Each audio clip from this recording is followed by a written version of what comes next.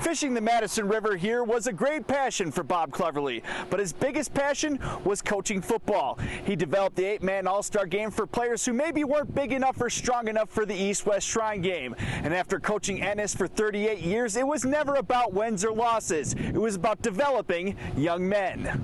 It was important to him because of what it could offer young men. It could offer them an opportunity to learn from someone besides their parents, chance for some discipline, for some good old-fashioned hard work, being part of a team atmosphere. Everyone has a story about Bob. My mom was like, all your dad said was, get this kid off my football field. Talking to anyone who knew Cleverley, he was the kind of coach, teacher, parent that truly made an impact on everyone in his life. Be educated.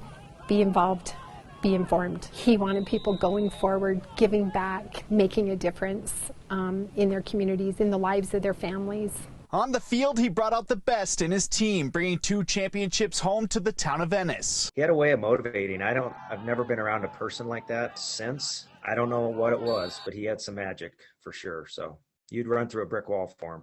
He was the kind of coach players respected so much they didn't want to let him down. He was known for getting a face mask, and he was this, and when he gave you direction, you were like, okay. What made him successful was his ability to identify players and where they would best fit on the team. I believe that's why he won a lot, because he could sense leaders.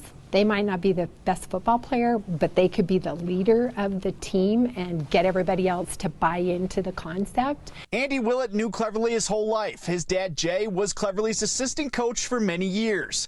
Andy played under him and even coached with him after he graduated college. Bob was like his second father. About 14 years ago, Cleverley called and asked Willett to draft up his will after a routine surgery showed he had adenocarcinoma cancer. Draft that up, I'm at the hospital now.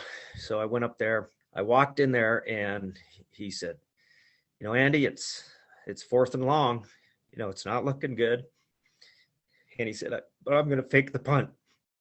And that's how he was.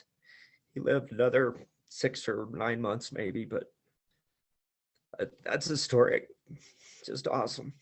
But it was in those 10 months the Ennis legend heard from many players on just how big of an impact he had on their lives. And the most common overriding theme was, Coach, I realize now that I'm old that you were teaching me about life, not just football. Though he's gone, his memory will always last through the people of Ennis, his family, former players, even referees, and especially through the Bob Cleverley All-Star Game. The older you get, the better you were, and those stories, they last forever. It's fun to play in them. It's a treat. These kids that get to play in it, it's a very special thing for them. And he will always be in the forefront of people's minds that he had an impact on. I'll be in a situation like, you know, what would my dad or Cleverley do, and how would they handle this? And, you know, he'll always be there. In Ennis, John Miller, MTN Sports.